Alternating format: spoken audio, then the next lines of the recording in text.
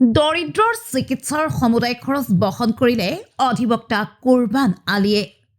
এইবাৰ দৰিদ্ৰ লোকৰ চিকিৎসাৰ সমুদায় খৰচ বহন কৰিলে অধিবক্তা কুৰবান আলীয়ে। এক বোজন পৰিমাণে আৰ্থিক সাহায্য আগবঢ়োৱাৰ ফলতে সকাহ লাভ কৰে পৰিয়ালটোৱে।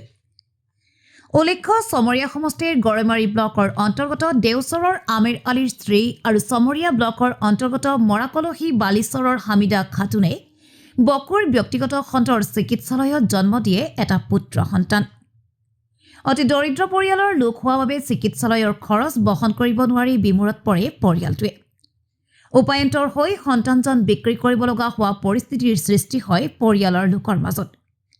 সেই সময়তে খবৰটো পাই উক্ত পৰিয়ালৰ ওচৰত ত্ৰাণকৰ্তাৰূপে থিয় দি চিকিৎসালয়ৰ সমুদায় খৰচ বহন কৰে অধিবক্তা কুৰবান আলীয়ে। ৰবিবাৰে অধিবক্তা কুৰবান আলীয়ে নিজ পৰিয়ালসহ এটা সজাতি দলে পুনৰ পৰিয়ালটোৰ সাক্ষাৎ কৰি নৱজাতকটিক লৈ জাৰত সহায়ক হ'ব পৰাকৈ আগবঢ়ায় কিছু সা সামগ্ৰী। এই সময়তে এগৰাকী বৃদ্ধাসহ আন এগৰাকী কেঞ্চাৰ বেমাৰ আক্ৰান্ত মহিলালৈও আগবঢ়ায় কিছু আৰ্থিক সাহায্য।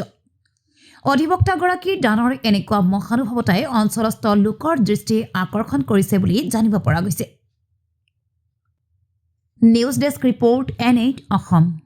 যোৱা 29 ডিচেম্বৰ 2টামান বজাত এই পৰিয়ালৰ এগৰাকী মহিলাক বকো অৰুণোদয় হস্পিটেলত ডেলিভাৰী সম্পৰ্কে ভৰ্তি কৰাইছিলে আৰু সেইদিনাখনেই এই মহিলাগৰাকীয়ে এই নৱজাত ল'ৰা সন্তানটো জন্ম দিছিল।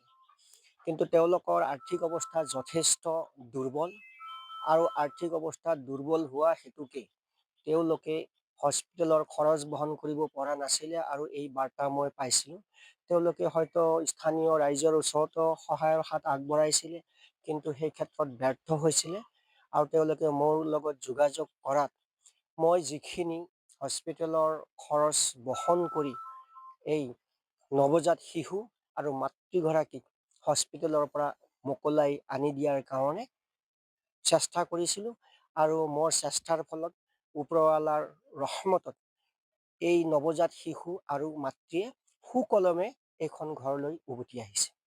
আজি মই সপৰিয়ালে মোৰ সহযোগীসকলক লৈ আহি আকৌ বাচ্চাটোক ইয়াতে নিজে চাই গ'লোঁ, মাতৃ আৰু শিশুটোৰ খবৰ ল'লোঁ আৰু এই শিশুটোৰ ভৱিষ্যত দীৰ্ঘায়ু আৰু সুস্বাস্থ্যৰ কামনা কৰিছোঁ।